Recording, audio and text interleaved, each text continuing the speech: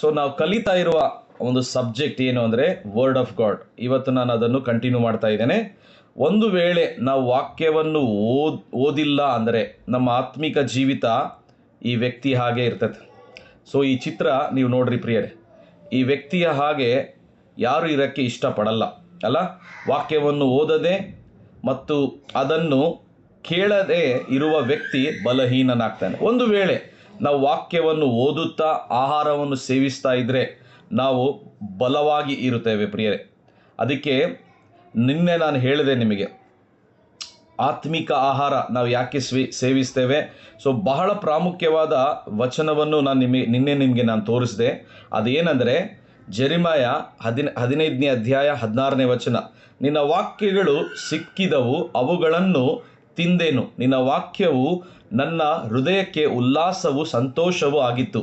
ಓ ಸೈನ್ಯಗಳ ದೇವರಾದ ಕರ್ತನೇ, ನಿನ್ನ ಹೆಸರಿನಿಂದ ಕರೆಯಲ್ಪಟ್ಟಿದ್ದೇನೆ. ನೋಡ್ರಿ, ದೇವರ ವಾಕ್ಯ ಆತ್ಮಿಕ ಆಹಾರ ಪ್ರಿಯರೇ. ದೇವರ ವಾಕ್ಯ ಆತ್ಮಿಕ ಆಹಾರ. ಆ ಆತ್ಮಿಕ ಆಹಾರ ನಾವು ಸ್ವೀಕರಿಸಬೇಕು ಎವ್ರಿ ಡೇ. ಸೊ ನಿನ್ನೆ ನಾನು ನಿಮಗೆ ಇನ್ನೊಂದು ನೆನಪು ಮಾಡಿದೆ, ನಾವು ಶರೀರ ಅಲ್ಲ, ನಾವು ಆತ್ಮ ಆಗಿದ್ದೇವೆ. ನಾವೆಲ್ಲ ಈಗ ಕಲಿತಾ ಇರೋದು ಈ 21 ಡೇಸ್ ಆತ್ಮಿಕ ವಿಷಯಗಳು ಪ್ರಿಯರೇ. ಸೊ ಶಾರೀರಿಕ ವಿಷಯಗಳಲ್ಲ.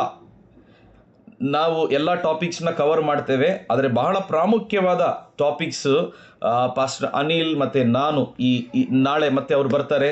ಇವತ್ತು ನಾನು ಈ ಟಾಪಿಕ್ನ ಕಂಪ್ಲೀಟ್ ಮಾಡ್ತೇನೆ. ಸೊ ನಾವು ಇವಾಗ ನಿಮಗೆ ಏನು ಕಲಿಸ್ತಾ ಇದ್ದೀವಲ್ಲ, ಇದು ನಮ್ಮ ಒಂದು ಕ್ರೈಸ್ತಿಯ ಜೀವಿತಕ್ಕೆ ಒಂದು ಅಸ್ಥಿವಾರವಾಗಿದೆ ಪ್ರಿಯರೇ. ಆತ್ಮಿಕ ಬೆಳವಣಿಗೆ ಅದು ಎಲ್ಲಿದೆ ಅಂದರೆ ನೀನು ದಿನನಿತ್ಯ ಸೇವಿಸುವಂಥ ಆತ್ಮಿಕ ಆಹಾರದಲ್ಲಿದೆ. ಯಾವ ಪ್ರವಾದಿಯಲ್ಲಿ ಆತ್ಮಿಕ ಬೆಳವಣಿಗೆ ಇಲ್ಲ. ನೋಡ್ರಿ, ನಾವು ಆತ್ಮಿಕವಾಗಿ ಬೆಳೆಬೇಕಂದ್ರೆ ಯಾವುದೋ ದೊಡ್ಡ ಸೇವಕರ ಹತ್ರ ಹೋಗಿ ಪ್ರಾರ್ಥನೆ ಮಾಡಿಸಿಕೊಂಡ್ರೆ ಆತ್ಮಿಕವಾಗಿ ಬೆಳೆಯೋಕ್ಕೆ ಅಸಾಧ್ಯ ಪ್ರಿಯರೇ. ಕೆಲವರು ನನಗೆ ಹೇಳ್ತಾರೆ, pastor please pray for our spiritual growth. ನಾನು ಪ್ರಾರ್ಥನೆ ಮಾಡಿದ್ರೆ ಆತ್ಮಿಕ ಬೆಳವಣಿಗೆ ನಿಮಗೆ ಆಗಲ್ಲ. ಉದಾಹರಣೆಗೆ ಸಿಸ್ಟರ್ ಸ್ನೇಹ ಇದ್ದಾರೆ, ನಾನು ಊಟ ಮಾಡಿದ್ರೆ ಅವರಿಗೆ ಹೊಟ್ಟೆ ತುಂಬ್ತತ? ಅವರಿಗೆ ಆಗಲ್ಲ ಪ್ರಿಯರೇ. ಅವರು ಊಟ ಮಾಡಿದ್ರೆ ಅವರಿಗೆ ಹೊಟ್ಟೆ ತುಂಬ್ತದೆ, ಅವರು ಊಟ ಮಾಡಿದ್ರೆ ಅವ್ರು ಬಲ ಹೊಂದುತ್ತಾರೆ. ಹಾಗೆ ಆತ್ಮಿಕವಾಗಿ ನಾನು ಆಹಾರವನ್ನು, ದೇವರ ವಾಕ್ಯವನ್ನು ತಿನ್ನಬೇಕು ಅಂದರೆ ನೀವು ಬೈಬಲ್ ತಗೊಂಡು ತಿಂದಿರಿ. ಮತ್ತೆ ನಿನ್ನೆ ನಾನು ನಿಮಗೆ ನೆನಪು ಮಾಡಿದೆ, ಕೆಲವು ಸಾರಿ ವಾಕ್ಯಗಳನ್ನು ತಪ್ಪಾರ್ಥವಾಗಿ ಮಾಡ್ಕೊಳ್ತಾರೆ ಬಹಳ ವಿಶ್ವಾಸಿಗಳು. ಅದಕ್ಕೆ ವಾಕ್ಯ ಕೇಳುವಾಗ ಜಾಗ್ರತೆ ಕೇಳಿಸ್ಕೋಬೇಕು, ಸರಿಯಾಗಿ ಅರ್ಥ ಮಾಡ್ಕೋಬೇಕು. ಅರ್ಥ ಆಗಿಲ್ಲ ಅಂದರೆ ಕೇಳಬೇಕು. ಆಮೇಲೆ ನೀವು ಯಾವಾಗಾದರೂ ಸಮಯ ಸಿಕ್ಕಿದಾಗ ನಾವು ಕ್ವಶನ್ ಆ್ಯಂಡ್ ಆನ್ಸರ್ಸ್ದು ಕೂಡ ನಾವು ಅದನ್ನು ಮಾಡ್ತೇವೆ. ಸೊ ಆತ್ಮಿಕ ಆಹಾರ ಮತ್ತು ದೇವರ ವಾಕ್ಯ ಹಾಲಿಗೆ ಸಾದೃಶ್ಯ ಅಂತ ನಾನು ನಿಮಗೆ 1 ಪೇತ್ರರು 2ನೇ ಅಧ್ಯಾಯ 2ನೇ ವಚನದಿಂದ ನಾನು ಹೇಳಿದೆ ಪ್ರಿಯರೇ.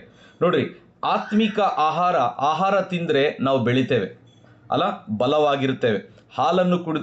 ಹಾಲು ಮಗುಗೆ ಕುಡಿಸಿದಾಗ ಆ ಮಗು ಬೆಳವಣಿಗೆ ಆಗ್ತದೆ.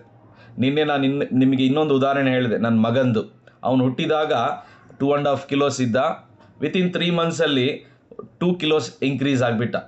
ಸೊ ಅದೆಲ್ಲ ಆ ಮಗನು ಕುಡಿದಂಥ ಹಾಲು ಮತ್ತು ಆ ಮಗು ಸೇವಿಸಿದಂಥ ಆ ಒಂದು ಹಾಲಿನಿಂದ ಬಲವನ್ನು ಹೊಂದಿದ ಬದಲಾವಣೆ ಕಂಡ ಪ್ರಿಯರೇ. ನಾನು ನಿಮಗೆ ಹೇಳಿದೆ, when we grow automatically changes ಕಾಣ್ತವೆ ಅಲ್ಲ.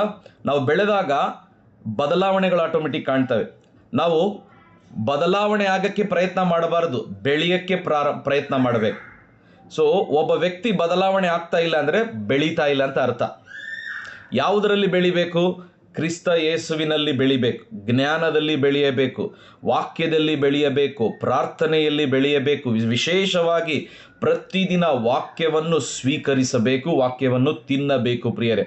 ಸೊ ಈ ರೀತಿಯಲ್ಲಿ ಇದ್ದಾಗ ನಾವು ಬಲವಾಗಿ ಇರಕ್ಕೆ ಸಾಧ್ಯ ಪ್ರಿಯರೇ. ದೇವರು ಯೆಹೋಶುವನಿಗೆ ಹೇಳ್ತಾನೆ, ಬಲವಾಗಿರು ಬಲವಾಗಿರು ಬಲವಾಗಿರು. ಈ ವಚನ ನಾನು ನಿನ್ನೆ ನಿಮಗೆ ಹೇಳಿಲ್ಲ, ಜಸ್ಟ್ ವಚನ ರೆಫರೆನ್ಸ್ ಬರ್ಕೊಡ್ರಿ. ಯೆಹೋಶುವನ ಪುಸ್ತಕ 1ನೇ ಅಧ್ಯಾಯ 6, 7, 8, 9ನೇ ವಚನ. ಯಾರು ಓದೋದು ಬೇಕಾಗಿಲ್ಲ, ನಾನೇ ನಿಮಗೆ ವಾಕ್ಯದಲ್ಲಿ ಬೋಧನೆ ಮಾಡ್ತಾ ಸ್ಕ್ರೀನಲ್ಲಿ ನಿಮಗೆ ವಾಕ್ಯಗಳು ಬರ್ತಾ ಇರ್ತವೆ. ನೀವು ಅದನ್ನು ನೋಡ್ತಾ ನನ್ನ ಕಡೆ ನೀವು ಗಮನ ಇಟ್ಟು ವಾಕ್ಯ ಕೇಳಿಸ್ಕೊಡ್ರಿ ಪ್ರಿಯರೇ. ಅಲ್ಲಿ ಯೆಹೋಶುವನಿಗೆ ದೇವರು ಹೇಳ್ತಾನೆ, 3 ಸಾರಿ ಹೇಳ್ತಾನೆ, ಬಲವಾಗಿರು, ಬಲವಾಗಿರು, ಬಲವಾಗಿರು. ನಿನ್ನೆ ನಾವು ನಿಮಗೆ ಒಂದು ಚಿಕ್ಕ ಹೋಮ್ವರ್ಕ್ ಕೊಟ್ಟಿದ್ದೆ, ಅದನ್ನು ನೀವು ಮಾಡಿದ್ದೀರಿ ಅಂತ ನಾನು ನಂಬ್ತೇನೆ. ಎಷ್ಟು ಜನ ಮಾಡಿದ್ದೀರಿ ಅಂತ ಗೊತ್ತಿಲ್ಲ, ಮಾಡಿದರೆ ನೀವು ಥಂಬ್ ತೋರಿಸ್ರಿ. ಯೆಹೋಶುವನಿಗೆ ದೇವರಲ್ಲಿ 3 ಸಾರಿ ಹೇಳ್ತಾನೆ, ಬಲವಾಗಿರು, ಬಲವಾಗಿರು, ಬಲವಾಗಿರು. ಪ್ರಿಯರೇ, ನಾವು ಬಲವಾಗಿ ಇರೋದು ಬಹಳ ಬಹಳ ಪ್ರಾಮುಖ್ಯ. ಸೊ ನಾವು ಬಲವಾಗಿದ್ದರೆ ಏನಾಗ್ತೇವೆ ಗೊತ್ತಾ? ನಾವು ಬೆಳಿತೇವೆ. ಆಹಾರದಿಂದ ನಮಗೆ ಬೆಳವಣಿಗೆ ಆಗ್ತದೆ. ಆ ಬೆಳವಣಿಗೆ ನಮ್ಮಲ್ಲಿ ಬದಲಾವಣೆಯನ್ನು ತರುತ್ತದೆ. ಪ್ರಾಮುಖ್ಯವಾಗಿ ನಾವು ಬಲವಾಗಿ ಇರೋದು ಬಹಳ ಬಹಳ ಪ್ರಾಮುಖ್ಯ ಪ್ರಿಯರೇ. ಸೊ ಎವ್ರಿ ಡೇ ಬಗ್ಗೆ ನಾನು ನಿಮಗೆ ನಿನ್ನೆ ಹೇಳಿದೆ. ಎವ್ರಿ ಡೇ, ಪ್ರತಿದಿನ ಈ 8 ವಿಷಯಗಳು ನಾನು ನಿಮಗೆ ಹೇಳಿದೆ. ಇದನ್ನು ನೀವು ಬರೆದುಕೊಂಡಿದ್ದೀರಿ ನಿನ್ನೆ, ಮತ್ತೆ ಬರ್ಕೋಬೇಡ್ರಿ. ನಿನ್ನೆ ಯಾರು ಬರ್ಕೊಂಡಿಲ್ಲ ಅವರಿದ್ದರೆ ಬರೆದುಕೊಳ್ಳ್ರಿ. ಈಗ ನಾನು ವೇಗವಾಗಿ ಹೋಗ್ತೇನೆ, ಸಮಯ ಇಲ್ಲದ ಕಾರಣ. ಈಗ ನಾವು ಸ್ವಲ್ಪ ನಮ್ಮ ಒಂದು ಗೇರ್ ಚೇಂಜ್ ಮಾಡೋಣ. ಗೇರ್ ಚೇಂಜ್ ಮಾಡಿ ಈಗ ನಾವು ಸ್ವಲ್ಪ ಟೇಕ್ ಆಫ್ ಆಗೋಣ. ಸಿದ್ಧರಾದವರು ಹಲ್ಲೆಲೂಯಾ ಅಂತ ಹೇಳ್ರಿ. ಆಮೆನ್. ಸೊ 8 ವಿಷಯಗಳು ನಾವು ನೋಡೋಕ್ಕಿದ್ದೇವೆ ಇವತ್ತು. ಈ ಸೆಷನಲ್ಲಿ 8 ಪಾಯಿಂಟ್ಸ್ನ ನಾವು ನೋಡೋಕ್ಕಿದ್ದೇವೆ. ನಂಬರ್ 1, ವಾಕ್ಯ ಓದಬೇಕು. ನಂಬರ್ 2, ವಾಕ್ಯ ಅಧ್ಯಯನ ಮಾಡಬೇಕು. ನಂಬರ್ 3, ವಾಕ್ಯ ಧ್ಯಾನ ಮಾಡಬೇಕು. ನಂಬರ್ 4, ವಾಕ್ಯವನ್ನು ನಂಬಬೇಕು. ನಂಬರ್ 5, ವಾಕ್ಯ ಅರಿಕೆ ಮಾಡಬೇಕು. ನಂಬರ್ 6, ವಾಕ್ಯ ಕಂಠಪಾಠ ಮಾಡಬೇಕು. ನಂಬರ್ 7, ವಾಕ್ಯ ಹಂಚಬೇಕು. ನಂಬರ್ 8, ವಾಕ್ಯಕ್ಕೆ ವಿಧೇಯರಾಗಬೇಕು. ಈಗ ವಾಕ್ಯ ಓದಬೇಕು ಪ್ರಿಯರೇ. ಸ್ಕ್ರೀನಲ್ಲಿ ನಿಮಗೆ ಬರ್ತಾ ಇದೆ, ನೀವು ನೋಡ್ತಾ ನನ್ನ ಜೊತೆ ವಾಕ್ಯವನ್ನು ಕೇಳಿಸ್ಕೊಳ್ತಾ ಇರಿ. ಬರೆದುಕೊಳ್ಳುವುದರಲ್ಲಿ ಅವಸರ ಪಡಬೇಡ್ರಿ, ಕೇಳುವುದರಲ್ಲಿ ಜಾಗೃತರಾಗ್ರಿ. ಕೆಲವರು ಕೇಳದೆ ಬರಿತಾ ಇರ್ತಾರೆ. ಬರೆಯೋದಕ್ಕಿಂತ ಕೇಳಿ ಅರ್ಥ ಮಾಡಿಕೊಳ್ಳೋದು ಬಹಳ ಪ್ರಾಮುಖ್ಯ. ಬರೆದುಕೊಳ್ಳುವುದಕ್ಕಿಂತ ಕೇಳಿ ಅರ್ಥ ಮಾಡಿಕೊಳ್ಳೋದು ಬಹಳ ಬಹಳ ಪ್ರಾಮುಖ್ಯ ಪ್ರಿಯರೇ. ಸೊ ಅದಕ್ಕೆ ನೀವು ವಾಕ್ಯ ಕೇಳುವಾಗ ವಾಕ್ಯವನ್ನು ಅರ್ಥ ಮಾಡಿಕೊಳ್ಳೋಕ್ಕೆ ಪ್ರಯತ್ನ ಮಾಡಿರಿ. ಬರೆಯೋದು ಸ್ವಲ್ಪ ನಿಮಗೆ ಮಿಸ್ ಆಗಬಹುದು, ಆದರೆ ರೆಫರೆನ್ಸ್ ಬರೆದುಕೊಳ್ಳ್ರಿ, ಹೆಡ್ಲೈನ್ಸ್ ಬರೆದುಕೊಳ್ಳ್ರಿ. ನೀವು ಕ್ವಶನ್ ಪೇಪರ್ ಹಂಗೆ ಎಕ್ಸಾಮ್ ಹಾಲಲ್ಲಿ ಕೂತ್ಕೊಂಡಂಗೆ ಪ್ರತಿಯೊಂದನ್ನು ಬರಕಂತ ಮೇನ್ ಪಾಯಿಂಟ್ಗಳನ್ನು ಅರ್ಥ ಮಾಡಿಕೊಳ್ಳದೆ ಮಿಸ್ ಮಾಡ್ಕೋಬೇಡ್ರಿ. ಹಾಗೆ ನಾನು ಎಕ್ಸಾಮ್ ಬರೆದು ಫೇಲ್ ಆದೆ. ಕ್ವಶನ್ ಪೇಪರ್ ಸರಿಯಾಗಿ ಓದೋದೆ, ಆನ್ಸರ್ಸ್ ಬರೆಯೋದು, ಗೊತ್ತಿದ್ದಂಗೆ ಓದೋದು, ಗೊತ್ತಿದ್ದಂಗೆ ಬರೆಯೋದು. ಸೊ ಆ ರೀತಿಯಲ್ಲಿ ನಾವು ಆಗೋದು ಬೇಡ. ಬೈಬಲ್ ಹೇಗೆ ಓದಬೇಕು, ಸಿದ್ಧತೆ, ಪ್ರಿಪರೇಷನ್. ಓಕೆ, ಹೇಗೆ ನಾವು ಸಿದ್ಧರಾಗಬೇಕು? ಪ್ರಾರ್ಥನೆಯಿಂದ ಓದುವ ಯೋಜನೆಯನ್ನು ನಾವು ಆರಿಸ್ಕೋಬೇಕು. ಓಕೆ, ಮತ್ತು ನಾವು ಆ ಒಂದು ಟೆಕ್ಸ್ಟ್ ಆ್ಯಂಡ್ ಕಾಂಟೆಕ್ಸ್ಟ್ ಬಗ್ಗೆ ನಾವು ಅರ್ಥ ಮಾಡಿಕೊಳ್ಳಬೇಕು ಪ್ರಿಯರೇ. ಬೈಬಲ್ ಹೇಗೆ ಓದಬೇಕು ಅದು ನಮಗೆ ಗೊತ್ತಿರಬೇಕು ಪ್ರತಿಯೊಬ್ಬರಿಗೆ. ಗಾಡಿ ಮೇಲೆ ಕೂತ್ಕೊಂಡಾಗ ಗಾಡಿ ಹೇಗೆ ಓಡಿಸ್ಬೇಕು ಅನ್ನೋದು ತಿಳ್ಕೊಬೇಕು. ಹ್ಯಾಂಡಲ್ ಮುಂದೆ ಇರ್ತತೆ, ಅಥವಾ ಕಾರ್ ಓಡಿಸುವವರು ಸ್ಟೇರಿಂಗ್ ಮುಂದೆ ಇರ್ತತೆ. ಇಲ್ಲ, ನಾನು ಸ್ಟೇರಿಂಗ್ ಮುಂದೆ ಫೇಸ್ ಮಾಡಿ ಗಾಡಿ ಓಡಿಸಲ್ಲ, ನಾನು ಹಿಂದೆ ಕೂತ್ಕೊಂಡು ಹಿಂಗೆ ಕೈ ಇಟ್ಕೊತೀನಿ. ನಮಗೆ ಆ ರೀತಿಯಲ್ಲಿ ಓಡಿಸಿದ್ರೆ ಏನಾಗ್ತದೆ? ಆಕ್ಸಿಡೆಂಟ್ಗಳು ಆಗ್ತವೆ ಅಲ್ಲ, ಅದು ಹಾನಿಕರವಾದದ್ದು. ಹಾಗೆ ಬೈಬಲ್ ಓದುವಂಥ ಒಂದು ವಿಧಾನ ನಮಗೆ ಗೊತ್ತಿರಬೇಕು. ಸೊ ನಿನ್ನೆ ನಾನು ಹೇಳಿದೆ, ಪ್ರಿಪರೇಷನ್, ಸಿದ್ಧತೆ. ಹೇಗೆ ಸಿದ್ಧ ಆಗೋದು? ಬೆಳಿಗ್ಗೆ ಎದ್ದಾಗ ಬ್ರಷ್ ಮಾಡ್ಕೋಬೇಕು, ವಾತಾವರಣ ಸರಿಗಿಟ್ಕೋಬೇಕು ಮನೆಯಲ್ಲಿ. ಓಕೆ, ಮನೆಯಲ್ಲಿ ಜಾಗ ಇಲ್ಲ, ಮಾಡಿ ಮೇಲೆ ಹೋಗ್ಬಿಡ್ಬೇಕು.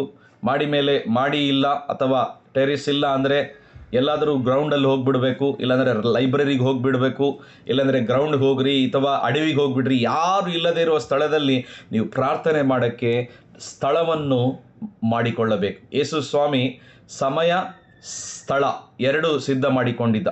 2 ಆತನ ಮನಸ್ಸಿನಲ್ಲಿತ್ತು. ಪ್ರಾರ್ಥನೆ ಮಾಡೋಕ್ಕೆ ಕೆಲವು ಸಾರಿ ಶಿಷ್ಯರಿಗೆ ಹೇಳ್ತಿದ್ದ, ನೀವು ಹೋಗ್ರಿ, ನಾನು ಪ್ರಾರ್ಥನೆ ಮಾಡೋಕ್ಕೆ ಹೋಗ್ತೀನಿ ಅಂತ. ರಾತ್ರಿ ಎಲ್ಲ ಪ್ರಾರ್ಥನೆ ಮಾಡ್ದ. ಬೈಬಲ್ ಹೇಳ್ತೈತೆ ಬೆಳಿಗ್ಗೆ ಜಾವದಲ್ಲಿ ಪ್ರಾರ್ಥನೆ ಮಾಡ್ದ ಒಬ್ಬನೇ. ಸೊ ನಾನು ಮಾತನಾಡ್ತಾ ಇರೋದು ಗುಂಪಿನ ಪ್ರಾರ್ಥನೆ ಬಗ್ಗೆ ಅಲ್ಲ, ಗುಂಪಿನಲ್ಲಿ ಬೈಬಲ್ ಓದೋದಲ್ಲ, ಗುಂಪಿನಲ್ಲಿ ವಾಕ್ಯ ಕೇಳೋದಲ್ಲ. ಪರ್ಸ್ನಲ್ ಡಿವೋಷನ್ ಟೈಮ್, ವೈಯಕ್ತಿಕವಾಗಿ ನಾವು ಆ ಒಂದು ದೇವರಲ್ಲಿ ಬೆಳೆಯುವಂಥ ವಾಕ್ಯ ಓದುವಂಥ ಒಂದು ಸಮಯ ಮಾಡಿಕೊಳ್ಳೋದ್ರ ಬಗ್ಗೆ ನಾನು ಮಾತಾಡ್ತಾ ಇದ್ದೇನೆ. ಪ್ರಾರ್ಥನೆ ಪೂರ್ವಕವಾಗಿ ನಾವು ಬೈಬಲ್ನ ಒಂದು ಮಿನಿಮಮ್ 5 ಅಧ್ಯಾಯ ಓದಬೇಕಂತ ನಾನು ನಿಮಗೆ ಹೇಳಿದೆ. ಕನಿಷ್ಠ ಬೈಬಲ್ನ 5 ಅಧ್ಯಾಯ ಓದಬೇಕು. ಓಕೆ, ಕನಿಷ್ಠ ಮಿನಿಮಮ್ 5 ಚಾಪ್ಟರ್ಸ್. ಇವತ್ತುವರೆಗೆ ನೀವು ಓದಿಲ್ಲೇನೋ, ಬಟ್ ಮಿನಿಮಮ್ 5 ಚಾಪ್ಟರ್ಸ್ ನೀವು ಈ ಬೈಬಲ್ ಶಾಲೆ ಮುಕ್ತಾಯ ಆಗೋಳಗೆ ಎವ್ರಿ ಡೇ ಬೆಳಿಗ್ಗೆ ಎದ್ದಾಗ ನೀವು ಬೈಬಲನ್ನು ಓದಬೇಕು ಪ್ರಿಯರೇ. ಸೊ ನಂಬರ್ 1, 5 ಚಾಪ್ಟರ್ಸ್ ಬೈಬಲ್ ಓದಬೇಕು. ಇದು ಒಂದು ಆರ್ಡರ್ ಪ್ರಿಯರೇ. ನಂಬರ್ 2, ಕ್ರಮವಾಗಿ ನಿಮ್ಮ ಬೈಬಲನ್ನು ಓದಬೇಕು ನೀವು. Read your Bible in order. ಕೆಲವರು ಬೈಬಲ್ ಹೇಗೆ ಓದ್ತಾರೆ ಅಂದರೆ, ಒಂದು ಸಾರಿ ಜೆರೆಮಾಯ ಓದ್ತಾರೆ, ಇನ್ನೊಂದು ಸಾರಿ ಜಾನ್ ಚಾಪ್ಟರ್ ಓದ್ತಾರೆ, ಒಂದು ಸಾರಿ ಎಕ್ಸೋಡಸ್ ಓದ್ತಾರೆ, ಇನ್ನೊಂದು ಸಾರಿ ರೆವಲೇಷನ್ ಓದ್ತಾರೆ. ಎಕ್ಸೋಡಸಲ್ಲಿ ಕೆಂಪು ಸಮುದ್ರದ ಬಗ್ಗೆ ಓದ್ತಾರೆ, ಪ್ರಕಟಣೆಯಲ್ಲಿ ಕುದುರೆ ಬಗ್ಗೆ ಓದ್ತಾರೆ. ಇವು ಎರಡು ಅನ್ಮ್ಯಾಚಿಂಗ್. ಜಮೀನ್ ಆಸ್ಮಾನ್ ಕೋ ಫರಕ್ ಕಿತ್ನಾ ಹೈ ನಾ ಉತ್ನಾ ಫರಕ್ रहेगा. ಆ ರೀತಿಯಲ್ಲಿ ನಾವು ಬೈಬಲ್ ಓದಿದರೆ ಅರ್ಥ ಆಗಲ್ಲ ಪ್ರಿಯರೇ. ಸೊ ಅದಕ್ಕೆ read your Bible in order. Order ಅಂದರೆ ಏನು? ಒಂದು ಕ್ರಮವಾಗಿ ಓದಬೇಕು. ಅಂದರೆ ಮ್ಯಾಥ್ಯೂವಿಂದ ನೀವು ಶುರು ಮಾಡಿದ್ರೆ Matthew 1 chapter, 2 chapters, 3 chapter, 4th chapter, 5th chapter. Next day 6th ಮತ್ತೆ ಓದಬೇಕು. ಸೊ ಕ್ರಮವಾಗಿ ಓದೋಕ್ಕೆ ನಾನು ಹೇಗೆ ಓದ್ತೇನೆ ಅಂದರೆ, ನನ್ನ ಒಂದು ಅಭ್ಯಾಸ, ನಾನು ಪ್ರಾರಂಭ ದಿನದಲ್ಲಿ ದೇವರಲ್ಲಿ ಬೆಳೆಯುವಾಗ ನನ್ನ ಒಂದು ನಾಯಕರು ನನಗೆ ಕಲಿಸ್ಕೊಟ್ಟಿದ್ದೇನೆ, ನಾನು ನಿಮಗೆ ಕಲಿಸ್ಕೊಡ್ತಾ ಇದ್ದೇನೆ. ಅವ್ರು ನನಗೆ ಹೇಳಿದರು ಮಿನಿಮಮ್ 5 ಚಾಪ್ಟರ್ಸ್. 5 ಚಾಪ್ಟರ್ಸ್ ಏನು ಗೊತ್ತಾ? ಅದು ಪ್ಲೇಟ್ ಮೀಲ್ಸ್ ಇದ್ದಂಗೆ. ಈಗ ನಾನು ಪ್ಲೇಟ್ ಮೀಲ್ ತಿನ್ನಲ್ಲ, ಫುಲ್ ಮೀಲ್ಸ್ ತಿಂತೀನಿ ನಾನು. ಪ್ಲೇಟ್ ಮೀಲ್ಸಲ್ಲಿ ಲಿಮಿಟ್ ಇರ್ತೈತೆ, ಫುಲ್ ಮೀಲ್ಸಲ್ಲಿ ಲಿಮಿಟ್ ಇರಲ್ಲ.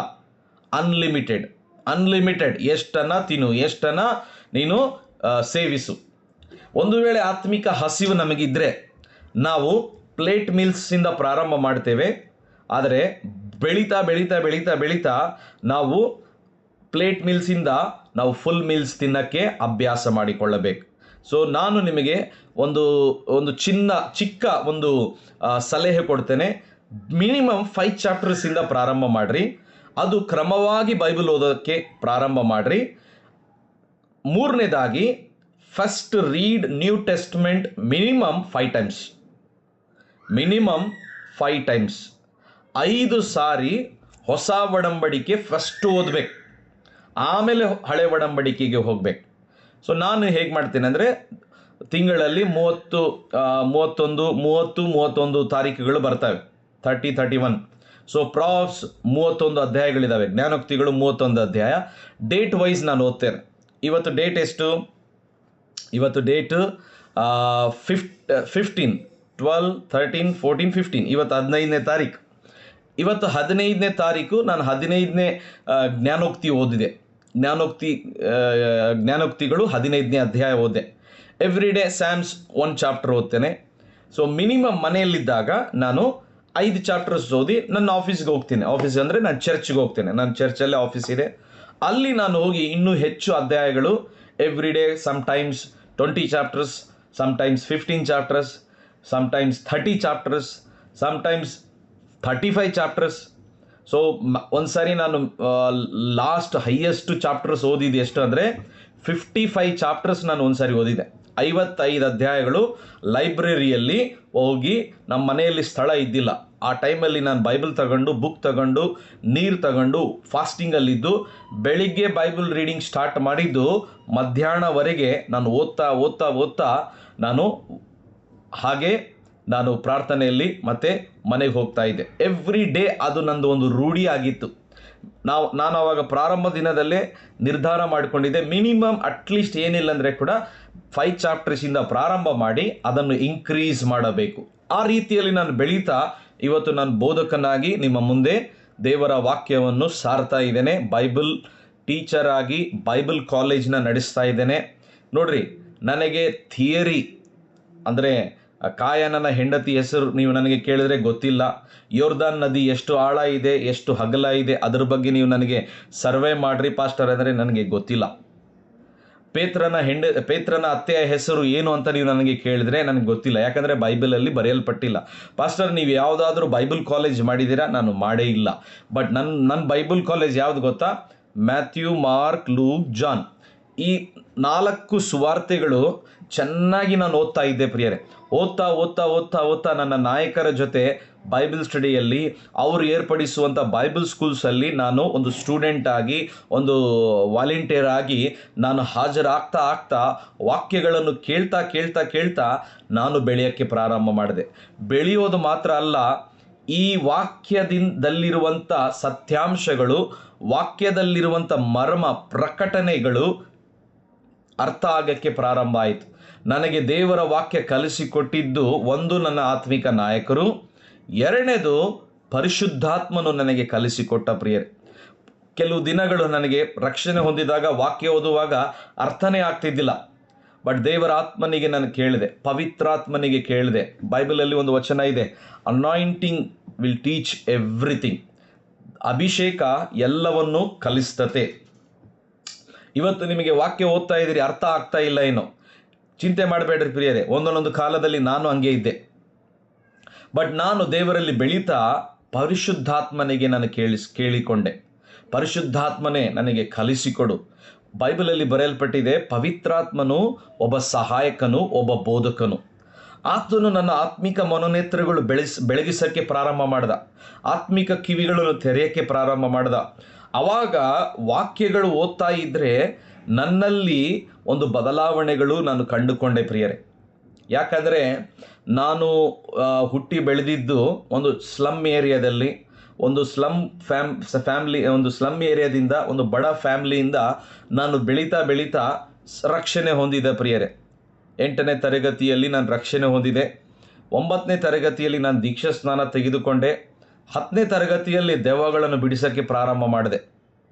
10ನೇ ತರಗತಿಯಲ್ಲಿ ಬರ್ತಾನೆ ಪ್ರಸಂಗ ಮಾಡೋಕ್ಕೆ ಪ್ರಾರಂಭ ಮಾಡಿದೆ. ಹಳ್ಳಿಗಳಿಗೆ ಹೋಗಿ ಸುವಾರ್ತೆ ಸಾರಕ್ಕೆ ಪ್ರಾರಂಭ ಮಾಡಿದೆ. ಇವೆಲ್ಲ ನನಗೆ ಮಾಡಿಸಿದ್ದು ಪವಿತ್ರಾತ್ಮನು. ನಾನು ಯಾವುದೋ ಬೈಬಲ್ ಕಾಲೇಜಲ್ಲಿ ಹೋಗಿ ಇವೆಲ್ಲ ಕಲ್ತಿಲ್ಲ. ಪರಿಶುದ್ಧಾತ್ಮನಿಂದ, ನನ್ನ ನಾಯಕರಿಂದ ಲೀಡರ್ಶಿಪ್ಪಲ್ಲಿ ಅಂಡರಲ್ಲಿದ್ದು, ಅವರ ಕವರಿಂಗಲ್ಲಿದ್ದು, ಮತ್ತು ಆತ್ಮಿಕ ತಂದೆಯನ್ನು ನಾನು ಮಾಡಿಕೊಂಡೆ. ನನ್ನ ಆತ್ಮಿಕ ತಂದೆ ನನಗೆಲ್ಲವನ್ನು ತಿಳಿಸ್ತಾ ಇದ್ರು, ಕಲಿಸ್ತಾ ಇದ್ರು. ಅವ್ರು ಹೇಳುವಂಥ ವಾಕ್ಯಗಳನ್ನು ಅಬ್ಸರ್ವ್ ಮಾಡ್ತಾ ಇದ್ದೆ, ಬರೆದುಕೊಳ್ತಾ ಇದ್ದೆ. ಸೊ ಇವತ್ತು ನನ್ನ ಹತ್ರ ಇವತ್ತು ನನ್ನ ಹತ್ರ ಟ್ಯಾಬ್ ಇದೆ. ಟ್ಯಾಬಲ್ಲಿ ನಾನು ಎಲ್ಲ ನೋಟ್ಸ್ ಮಾಡ್ಕೊಳ್ತೇನೆ. ಆದರೆ ಆ ಟೈಮಲ್ಲಿ ಡಿಜಿಟಲ್ ಇದ್ದಿಲ್ಲ, ಅಂದರೆ ಮೊಬೈಲಲ್ಲಿ ನೋಟ್ಸ್ ಅವೆಲ್ಲ ಇದ್ದಿಲ್ಲ. ನನ್ನ ಹತ್ರ ಇಂಥ ಬುಕ್ಸ್ ಇದಾವಲ್ಲ, ಬರೆದುಕೊಂಡಿದ್ದು, ನನ್ನ ಸಭಾಪಾಲಕರು ನನಗೆ ಕಲಿಸಿಕೊಟ್ಟಿದ್ದು, ಬರೆದುಕೊಂಡಿದ್ದು ಪುಸ್ತಕಗಳು ಸುಮಾರು ಒಂದು 16-17 ಪುಸ್ತಕಗಳಿದ್ದಾವೆ. ನೋಟ್ಸ್ಗಳನ್ನು ಮಾಡ್ಕೊಂಡಿದ್ದು, ಅವರು ಮಾಡಿದ್ದು ಪ್ರಸಂಗ. ಅದಾದಮೇಲೆ ನಾನು ಪ್ರಸಂಗಗಳನ್ನು ತಯಾರು ಮಾಡಿದ್ದು ಒಂದು 10-12 ಪುಸ್ತಕಗಳಿದ್ದಾವೆ. ನನ್ನ ಹತ್ರ ಒಂದು 30-35 ಪುಸ್ತಕಗಳಿದ್ದಾವೆ. ಇವತ್ತು ನೀವು ನನಗೆ ರಾತ್ರಿ 12 ಗಂಟೆಗೆ ಎಬ್ಬಿಸಿ ಪ್ರಸಂಗ ಮಾಡಿರಿ ಅಂದರೆ ಕಣ್ಣು ಮುಚ್ಚಿ ಪ್ರಸಂಗ ಮಾಡಿಬಿಡ್ತೀನಿ. ಏನಿಲ್ಲ, ಎಲ್ಲ ದೇವರಾತ್ಮನಿಂದ ವಾಕ್ಯದಿಂದ ತುಂಬಿಸಲ್ಪಟ್ಟಿದ್ದೇನೆ. ಇದಕ್ಕೆ ನಾನು ಒಂದು ಒಳ್ಳೆ ವಿದ್ಯಾರ್ಥಿ ಆದೆ ಪ್ರಿಯರೇ. ಒಳ್ಳೆ ವಿದ್ಯಾರ್ಥಿ ಆಗಬೇಕು ನಾವು.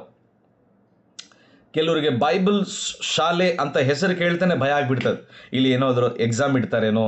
ಇಲ್ಲ ಪ್ರಿಯರೇ, ಇಲ್ಲಿ ಎಕ್ಸಾಮ್ ನಾವು ಏನಿಡಲ್ಲ, ಇಲ್ಲಿ ಏನು ಮಾರ್ಕ್ಸ್ ಕೊಡಲ್ಲ. ಇಲ್ಲಿ ನಾವು ನಿಮ್ಮನ್ನು ಆತ್ಮಿಕವಾಗಿ ಬೆಳವಣಿಗೆಯಲ್ಲಿ, ಆತ್ಮಿಕ ಒಂದು ಆತ್ಮಿಕ ಜೀವಿತದ ಕಡೆ ನಿಮ್ಮ ಒಂದು ಫೋಕಸ್ ನಾವು ತರಕ್ಕೆ ಇಷ್ಟಪಡ್ತೇವೆ. ಯಾವಾಗ ನಾವು ಬೈಬಲನ್ನು ಓದಬೇಕು, ಇದನ್ನು ಅರ್ಥ ಮಾಡಿಕೊಳ್ಳ್ರಿ. When should we read Bible? ಕೆಲವರಿಗೆ ಪ್ರಶ್ನೆ, ಬೆಳಿಗ್ಗೆ ಓದಬೇಕಾ, ಮಧ್ಯಾಹ್ನ ಓದಬೇಕಾ, ರಾತ್ರಿ ಓದಬೇಕಾ? ಸಿಂಪಲ್, 2 ವಚನವನ್ನು ನಾವು ಓದಿಕೊಳ್ಳೋಣ. ಯೋಹಾನ ಬರೆದ ಸುವಾರ್ತೆ 1ನೇ ಅಧ್ಯಾಯ 1ನೇ ವಚನದಲ್ಲಿ ಬರೆಯಲ್ಪಟ್ಟಿದೆ, ಆದಿಯಲ್ಲಿ ವಾಕ್ಯವಿದ್ದನು. ಓಕೆ, ಜೆನೆಸಿಸ್ 1:1, ಆದಿಕಾಂಡ 1:1ರಲ್ಲಿ ಬರೆಯಲ್ಪಟ್ಟಿದೆ, ಆದಿಯಲ್ಲಿ ದೇವರು ಆಕಾಶವನ್ನು ಭೂಮಿಯನ್ನು ಸೃಷ್ಟಿಸಿದನು. ಆದಿಯಲ್ಲಿ ವಾಕ್ಯವಿದ್ದನು, ಆ ವಾಕ್ಯವು ದೇವರೊಂದಿಗಿದ್ದನು, ಆ ವಾಕ್ಯವು ದೇವರಾಗಿದ್ದು. ಈಗ ಪ್ರಶ್ನೆ, ಎಲ್ಲರೂ ಹೇಳಬೇಕು. ಪ್ರಶ್ನೆ ಕೇಳ್ತೇನೆ, ಆದಿ ಅಂದರೆ ಏನು? ಪ್ರಾರಂಭನ ಅಥವಾ ಸಮಾಪ್ತಿನ? ಪ್ರಾರಂಭ. Okay, thank you sister. ಈಗ ನನ್ನ ಕಡೆ ನೋಡ್ರಿ, ನೀವು ಒಂದು ವೇಳೆ ನಿಮಗೆ ಹೇಳೋಕ್ಕಾಗಿಲ್ಲ ಅಂದರೆ ನೀವು ಟೈಪ್ ಮಾಡಬಹುದು. ಓಕೆ, ಟೈಪ್ ಮಾಡ್ಬೋದು. ಬಿಗಿನಿಂಗ್ ಅಂತಾರೆ. ಸೊ ಇನ್ ದ ಬಿಗಿನಿಂಗ್, ಈಗ ಪ್ರಾರಂಭ, ದಿನದ ಪ್ರಾರಂಭ ಬೆಳಿಗ್ಗೆನ, ಮಧ್ಯಾಹ್ನನ, ರಾತ್ರಿನ, ಮಾರ್ನಿಂಗ, ಆಫ್ಟರ್ನೂನ, ನೈಟಾ? ಮಾರ್ನಿಂಗ್. ಸೊ ನಾನು ಅಭ್ಯಾಸ ಮಾಡಿಕೊಂಡಿದ್ದೇನು ಗೊತ್ತಾ? ನಾನು ಅಭ್ಯಾಸ ಮಾಡಿಕೊಂಡಿದ್ದು ಬೆಳಿಗ್ಗೆ ಅಂದರೆ ಆದಿಯಲ್ಲಿ ವಾಕ್ಯ, ಅಂದರೆ ನನ್ನ ದಿನದ ಪ್ರಾರಂಭ ವಾಕ್ಯದಿಂದ, ನನ್ನ ದಿನದ ಪ್ರಾರಂಭ ದೇವರಿಂದ. ಎರಡು ವಿಷಯ, ಆದಿಯಲ್ಲಿ ವಾಕ್ಯ, ಆದಿಯಲ್ಲಿ ದೇವರು. ಸಿಂಪಲ್ ನೋಡ್ರಿ, ತಲೆ ಕೆಡ್ಸ್ಕೋಬೇಡ್ರಿ, ಮುಹೂರ್ತ ಇಟ್ಕೋಬೇಡ್ರಿ. ಅಯ್ಯೋ ನಾನು ಬೆಳಿಗ್ಗೆ ಎದ್ದು 3 ಗಂಟೆಗೆ ಬೈಬಲ್ ಓಪನ್ ಮಾಡಿ ಪ್ರೇಯರ್ ಮಾಡಿದ್ರೆ ಏಂಜಲ್ಸ್ ಬರ್ತಾರೆ, ಮೂಢನಂಬಿಕೆ ಇಟ್ಕೋಬೇಡ್ರಿ. ಸಿಂಪಲ್ ಆಗಿ ನಿಮಗೆ ಒಂದು ಏನಂತಾರೆ ಜ್ಞಾನ ಇರಬೇಕಷ್ಟೆ. ಏನು ಜ್ಞಾನ? ಬೆಳಿಗ್ಗೆ ಸೂರ್ಯನು ಬರೋಕ್ಕಿಂತ ಮುಂಚೆ ನಾನು ಎದ್ದೇಳಬೇಕು, ಎದ್ದು ನಾನು ವಾಕ್ಯವನ್ನು ಓದಬೇಕು, ದೇವರಿಂದ ನನ್ನ ದಿನವನ್ನು ಪ್ರಾರಂಭ ಮಾಡಬೇಕು. ಯಾರು ದೇವರಿಂದ ದಿನವನ್ನು ಪ್ರಾರಂಭ ಮಾಡ್ತಾರೋ, ಯಾರು ವಾಕ್ಯದಿಂದ ದಿನವನ್ನು ಪ್ರಾರಂಭ ಮಾಡ್ತಾರೋ, ಆ ದಿನವೆಲ್ಲ ಅವರ ಜೀವಿತದಲ್ಲಿ ಶಾಲೋಮ್ ಇರ್ತದೆ. ಶಾಲೋಮ್, ಮನಸ್ಸಿನಲ್ಲಿ ಶಾಲೋಮ್, ದೇಹದಲ್ಲಿ ಶಾಲೋಮ್, ಕೆಲಸದಲ್ಲಿ ಶಾಲೋಮ್, ಸಭೆಯಲ್ಲಿ ಶಾಲೋಮ್, ಮಿನಿಸ್ಟ್ರಿಯಲ್ಲಿ ಶಾಲೋಮ್, ರಿಲೇಷನ್ಶಿಪ್ಪಲ್ಲಿ ಶಾಲೋಮ್. ಯಾಕೆ? ವಾಕ್ಯ ದೇವರ ಬಲ, ವಾಕ್ಯ ಬೆಳಕು. ಯಾಕೆ? ವಾಕ್ಯ ಜ್ಞಾನ, ವಾಕ್ಯ ನೀರು, ವಾಕ್ಯ ಹಾಲು. ವಾಕ್ಯದಿಂದ ನಮಗೆ ಒಂದು ಬದಲಾವಣೆಗಳು ನಮ್ಮಲ್ಲಿ ಬರ್ತವೆ. ಹಲ್ಲೆಲೂಯ. ಕ್ಷಮಾಪಣೆ ಬಗ್ಗೆ ಯಾವುದಾದ್ರೂ ಬುಕ್ ಓದಬೇಕಾ? ಸೈಂಟಿಫಿಕ್ ಆಲೋಚನೆ ಕೆಲವರಿಗೆ. ಎಲ್ಲ ಬೈಬಲಿಂದ ಕಲಿಯೋಕ್ಕಾಗಲ್ಲ, ಕೆಲವು ವಿಷಯಗಳು ನಾವು ಲೋಕದಿಂದ ಕೂಡ ಕಲಿಬೇಕು. ನೀವು ನನಗೆ ಕೇಳಿದ್ರೆ ನಾನು ಸ್ವಲ್ಪ ವಿಚಿತ್ರವಾದ ವ್ಯಕ್ತಿ. ನನ್ನ ಸ್ನೇಹಿತರು ನನಗೆ ಹೇಳ್ತಾರೆ, ನೀನು ಸ್ವಲ್ಪ ವಿಚಿತ್ರವಾದ ವ್ಯಕ್ತಿ. ಯಾಕೆ ವಿಚಿತ್ರವಾಗಿ ನಾನು ಕಾಣ್ತೇನೆ ಅಂದರೆ, ನನ್ನ ಬಾಯಲ್ಲಿ ಎರಡೇ ಕಾಣ್ತವೆ ಯಾವಾಗಲೂ. ಒಂದು ವಾಕ್ಯ ಮಾತಾಡ್ತೇನೆ, ಎರಡನೇದು ಸೇವೆ ಮಾತಾಡ್ತೇನೆ. ವಾಕ್ಯ ಸೇವೆ ಮಾತಾಡೋರು ಲೋಕಕ್ಕೆ ವಿಚಿತ್ರವಾಗಿ ಕಾಣ್ತಾರೆ.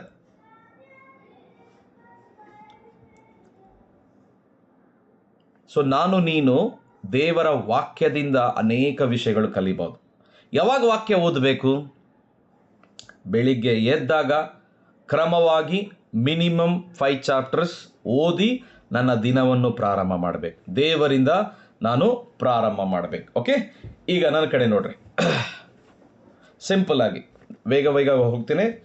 ಸೆಕೆಂಡ್, ಫಸ್ಟ್ ನಾವು ವಾಕ್ಯವನ್ನು ಓದಬೇಕು. ನಂಬರ್ ಒನ್ ವಾಕ್ಯ ಓದಬೇಕು. Number 2, study the word. This is very powerful. ಒಂದೊಂದು ಪಾಯಿಂಟ್ ನಾನು ಮಾತಾಡೋಕ್ಕೆ ನನಗೆ ಒನ್ ಅವರ್ ಬೇಕು. ಬಟ್ ಇದರಲ್ಲಿ ನಾನು ಕಂಪ್ರೆಸ್ ಮಾಡಿ, ಸಮಯ ಇಲ್ಲದ ಕಾರಣ ನಾನು ಅದನ್ನು ಸ್ವಲ್ಪ ನಿಮಗೆ ಕೊಡ್ತಾ ಇದ್ದೇನೆ. ಬಟ್ ಏನು ಕೊಡ್ತಾ ಇದ್ದೀನೋ ಅದು ಬಲವಾದದ್ದು ಪ್ರಿಯರ್. ಸ್ಟಡಿ ದ ವರ್ಡ್ ಅಂದರೆ ವಾಕ್ಯವನ್ನು ಅಧ್ಯಯನ ಮಾಡಬೇಕು.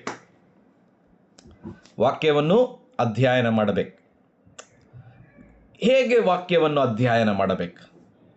ಪ್ರಾಕ್ಟಿಕಲ್ ವಿಷಯಗಳು. ನಾನು 5 ways to study the word. ವಾಕ್ಯವನ್ನು ಅಧ್ಯಯನ ಮಾಡುವ 5 ಮಾರ್ಗಗಳಿದ್ದಾವೆ.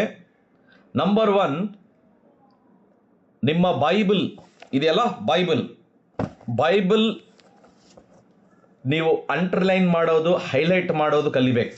ಓಕೆ, ಬೈಬಲ್ ಹೆಂಗಂದರೆ ನೋಡ್ರಿ, ಇವಾಗ ನಾನು ಬೈಬಲ್ ಓದುವಾಗ ಹೈಲೈಟ್ ಮಾಡೋಕ್ಕೆ ಒಂದು ಪೆನ್ ಇಟ್ಕೊತೀನಿ, ಅಂಡರ್ಲೈನ್ ಮಾಡೋಕ್ಕೆ ಕೆಲವು ಪೆನ್ಸಿಲ್ಸ್ ಇಟ್ಕೊತೀವಿ. ಯಾವಾಗ ನೀವು ಇದನ್ನು ಮಾಡ್ತೀರೋ ನಿಮಗೆ ವಾಕ್ಯಗಳು ಚೆನ್ನಾಗಿ ಸಿಗ್ತವೆ. ವಾಕ್ಯ ಓದುವಾಗ ನೀವು ಅಂಡರ್ಲೈನ್ ಮಾಡೋದು ಕಲಿಬೇಕು. Okay, number 1. Number 2, write your own understanding ಅಂದರೆ ವಾಕ್ಯವನ್ನು ಸ್ವಂತ ತಿಳುವಳಿಕೆಯಿಂದ ಬರಿಬೇಕು. ಅದಕ್ಕೆ ಬರೆಯೋಕ್ಕೆ ಏನು ಬೇಕು? ಬುಕ್ ಇಟ್ಕೋಬೇಕು. ಸಿಂಪಲ್, ಬರೆಯೋಕ್ಕೆ ಬುಕ್ ಇಟ್ಕೋಬೇಕು. ಪರ್ಸ್ನಲ್ ಬುಕ್ ನೋಡ್ರಿ, ಸಭೆಯಲ್ಲಿ ನಿಮ್ಮ ಪಾಸ್ಟರ್ ಏನು ವಾಕ್ಯ ಹೇಳ್ತಾರಲ್ಲ ಅದಕ್ಕೆ ಸಪ್ರೇಟ್ ಬುಕ್ ಇಡ್ರಿ. ನಿಮಗೆ ನೀವು ಓದುವಂಥ ವಾಕ್ಯವನ್ನು ಸ್ಟಡಿ ಮಾಡುವಂಥ ಒಂದು ಬುಕ್ಕನ್ನು ನೀವು ಅದನ್ನು ಇಟ್ಕೊಳ್ರಿ. ಅದು ಪರ್ಸ್ನಲ್ ಆಗಿ ಇಟ್ಕೊಳ್ರಿ. ಓಕೆ, ಸ್ಟಡಿ ದ ವರ್ಡ್, ವಾಕ್ಯವನ್ನು ಅಧ್ಯಯನ ಮಾಡೋದು. ದಿಸ್ ಈಸ್ ವೆರಿ ಪವರ್ಫುಲ್ ಪ್ರಿಯರೇ. ಇದರಿಂದ ಜ್ಞಾನ ಮಾತ್ರ ಬೆಳೆಯಲ್ಲ, ಇದರಿಂದ ನೀವು ಬೆಳಿತೀರಿ. ಬರೇ ವಾಕ್ಯ ಓದುವುದರಿಂದ ಸಾಕಾಗುವುದಿಲ್ಲ. ವಾಕ್ಯ ಓದುವುದು ಮೊದಲನೇ ಹೆಜ್ಜೆ. ಎರಡನೇ ಹೆಜ್ಜೆ ವಾಕ್ಯ ಅಧ್ಯಯನ ಮಾಡುವುದು. ವಾಕ್ಯ ಅಧ್ಯಯನ ಮಾಡೋದು. ಅದಕ್ಕೆ ಒಂದು ಒಳ್ಳೆ ಪುಸ್ತಕ ಕೊಂಡ್ಕೊಳ್ರಿ. ಹೊಸ ವರ್ಷ ಬಂದಿದೆ, ಒಂದು ಹೊಸ ಬುಕ್ ಕೊಂಡ್ಕೊಳ್ರಿ. ಏನು 20 ರೂಪೀಸ್ 50 ರೂಪೀಸ್ ಇರ್ತದೆ ಅಲ್ಲ. 20 ರೂಪೀಸಲ್ಲಿ ವಡಾಪಾವ್ ಕೂಡ ಬರಲ್ಲ ಇವಾಗ. ಒಳ್ಳೆ ಬುಕ್. ನೀವು ಹೋಗಿ ಅಲ್ಲಿ ಕಂಜೂಸ್ಪನ್ ಮಾಡಬೇಡ್ರಿ. ಇದರಲ್ಲಿ ಬುಕ್ ಸ್ಟಾಲಲ್ಲಿ 50 ರೂಪಾಯಿ ಬುಕ್ಕದು 10 ರೂಪಾಯಿ ಕೇಳೋದು ಇವೆಲ್ಲ ನಾವು ಮಾಡೋದು ಬಿಟ್ಟು ಒಳ್ಳೆ ಬುಕ್ಕು ದುಡ್ಡು ಖರ್ಚು ಮಾಡಿರಿ. ಅದಕ್ಕೆ ಪೆನ್ ತಗೊಳ್ರಿ, ಒಂದು ಪೆನ್ಸಿಲ್ ಇಟ್ಕೊಳ್ರಿ, ಬರೆದುಕೊಳ್ರಿ. ಬರೆಯುವಂಥ ಅಭ್ಯಾಸ ಒಬ್ಬ ವಿದ್ಯಾರ್ಥಿಗೆ ಇರಬೇಕು. ಓಕೆ, ನೀವು ಸ್ವಂತ ತಿಳುವಳಿಕೆ ಅಂದರೆ ನೀವು ಓದುವಾಗ ನೀವು ಬರಿಬೇಕು. ನೀವು ಓದಿದ್ದು ವಚನಗಳನ್ನು ನೀವು ಬರಿಬೇಕು. ನಿಮಗೇನು ಅರ್ಥ ಆಯಿತು ಎಲ್ಲ ಬರೆಯೋದಲ್ಲ, ಹೈಲೈಟ್ ಥಿಂಗ್ಸ್ನ ಬರಿಬೇಕು. ಓಕೆ, ಮೂರನೇದಾಗಿ ನೀವೇ ಪ್ರಶ್ನೆಗಳನ್ನು ಕೇಳಿಕೊಳ್ಳಬೇಕು ಮತ್ತು ಅವುಗಳಿಗೆ ನೀವೇ ಉತ್ತರ ಕೊಡ್ಕೋಬೇಕು. 5 ರೊಟ್ಟಿ 2 ಮೀನು 5,000 ಜನರು ತಿಂದರು ಅಂತ ಒಂದು ಕಡೆ ಬರೆಯಲ್ಪಟ್ಟಿದೆ. ಇನ್ನೊಂದು ಕಡೆ 25,000 ಜನರು ತಿಂದರು ಅಂತ ಐತೆ. ಬರೇ ಗಂಡಸರದು ಲೆಕ್ಕ ಮಾತ್ರ ಇದೆ, ಇನ್ನೊಂದು ಕಡೆ ಹೇಳ್ತದೆ. ಯಾವುದು ಸರಿ? ಎಲ್ಲ ಸರಿನೇ. ಎಷ್ಟು ಜನ ತಿಂದರು ಅಲ್ಲ, ಅದ್ಭುತ ಆಯ್ತಾ ಇಲ್ಲ, ಅದು ಬಹಳ ಪ್ರಾಮುಖ್ಯ. ಓಕೆ, ತೋ ನೀವು ಕೊನೆಗೆ ಫೈನಲ್ ಎಲ್ಲಿ ಬರಬೇಕು ಗೊತ್ತಾ?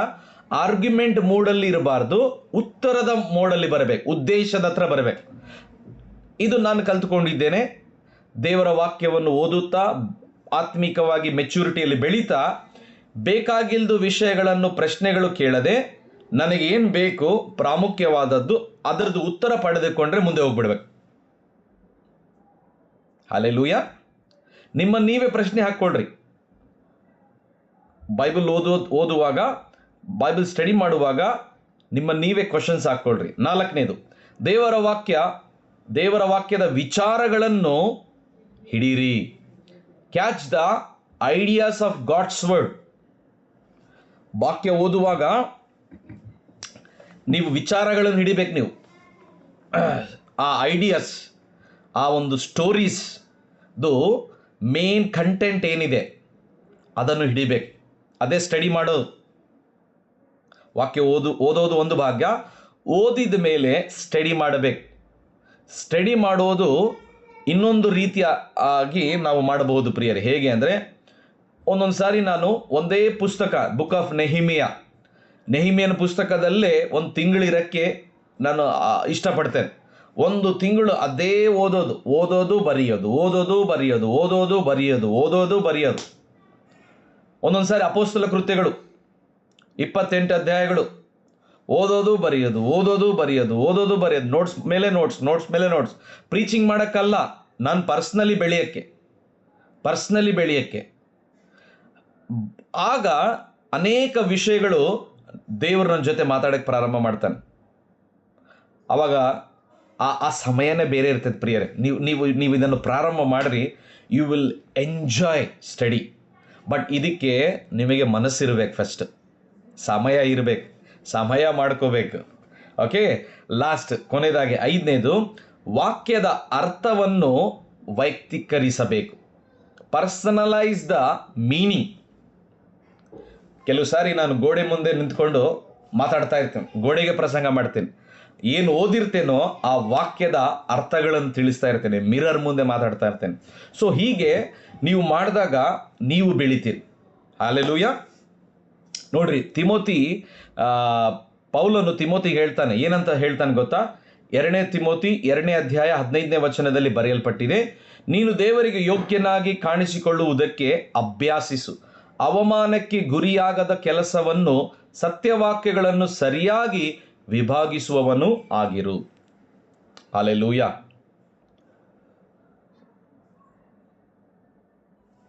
ಇಲ್ಲೇ ಇದ್ದೀರಾ ಎಲ್ಲರೂ? ಯಾ, ತಿಮೋತಿಗೆ ಎಚ್ಚರಿಸ್ತಾ ಇದ್ದಾನೆ ಪೌಲನು. ಒಂದು ವಚನ ನನಗೆ ಬಹಳ ದೇವರು ಮಾತಾಡ್ತಾ ಇದ್ದ, ಅದು ಯಾವುದು ಅಂದರೆ ಎಜ್ರನು ಪುಸ್ತಕ 7ನೇ ಅಧ್ಯಾಯ 10ನೇ ವಚನ ಬರೆದುಕೊಂಡು ನನ್ನ ಕಡೆ ನೋಡ್ರಿ. ಈ ಎಜ್ರನು ಇಸ್ರಾಯೇಲ್ ಜನರಿಗೆ ಕೆಲವು ವಿಷಯಗಳನ್ನು ತಿಳಿಸುವವನು. ಎಜ್ರನು ಒಬ್ಬ ನಾಯಕನು ಪ್ರಿಯರೇ, ಒಂದು ಪ್ರವಾದಿ. ನೀವು ಗಮನ ಇಟ್ಟು ವಾಕ್ಯ ಕೇಳಿಸ್ಕೊಡ್ರಿ. ಎಜ್ರನ ಪುಸ್ತಕ 7ನೇ ಅಧ್ಯಾಯ 10ನೇ ವಚನದಲ್ಲಿ ಏನು ಬರೆಯಲ್ಪಟ್ಟಿದೆ ಅಂದರೆ, ಅಲ್ಲಿ ಬರೆಯಲ್ಪಟ್ಟಿದ್ದು ವಚನ ನಾನು ಓದ್ತೇನೆ, ಎಲ್ಲರೂ ನನ್ನ ಕಡೆ ಗಮನ ಇಟ್ಟು ವಾಕ್ಯ ಕೇಳಿಸ್ಕೊಡ್ರಿ. ಎಜ್ರನು ಕರ್ತನ ನ್ಯಾಯ ಪ್ರಮಾಣವನ್ನು ವಿಚಾರಿಸುವುದಕ್ಕೂ ಅದರ ಪ್ರಕಾರ ಮಾಡುವುದಕ್ಕೂ ಇಸ್ರಾಯೇಲಿನಲ್ಲಿ ನೇಮ ನ್ಯಾಯಗಳನ್ನು ಕಲಿಸುವುದಕ್ಕೂ ತನ್ನ ಹೃದಯವನ್ನು ಸಿದ್ಧ ಮಾಡಿಕೊಂಡಿದನು. ಆ್ಯಕ್ಚುಲಿ ಇಂಗ್ಲೀಷಲ್ಲಿ ಬೇರೆ ರೀತಿಯಲ್ಲಿ ಬರೆಯಲ್ಪಟ್ಟಿದೆ. ಅಲ್ಲಿ ಏನಂತ ಬರೆಯಲ್ಪಟ್ಟಿದೆ ಅಂದರೆ, ಎಜ್ರನು ವಾಕ್ಯವನ್ನು ಅಭ್ಯಾಸ ಮಾಡೋಕ್ಕೆ, ವಾಕ್ಯವನ್ನು ಕಲಿಯಕ್ಕೆ ತನ್ನನ್ನು ತಾನು ಸಿದ್ಧ ಮಾಡಿಕೊಂಡಿದನು ಮತ್ತು ಅದು ಅವನು ಕಲಿಯುವುದಕ್ಕೆ, ಅವನು ಕಲಿಸಕ್ಕೆ ಅಲ್ಲ, ಅವನು ಕಲಿಯಕ್ಕೆ. ನೋಡ್ರಿ, ಬಹಳ ಜನ ವಾಕ್ಯ ಸ್ಟಡಿ ಯಾಕೆ ಮಾಡ್ತಾರೆ ಅಂದರೆ ಬೇರೆಯವ್ರಿಗೆ ಕಲಿಸಕ್ಕೆ. ದೇವ್ರ ನನ್ನ ಜೊತೆ ಕೂಡ ಇದನ್ನು ಮಾತಾಡದ ಪ್ರಿಯರೇ.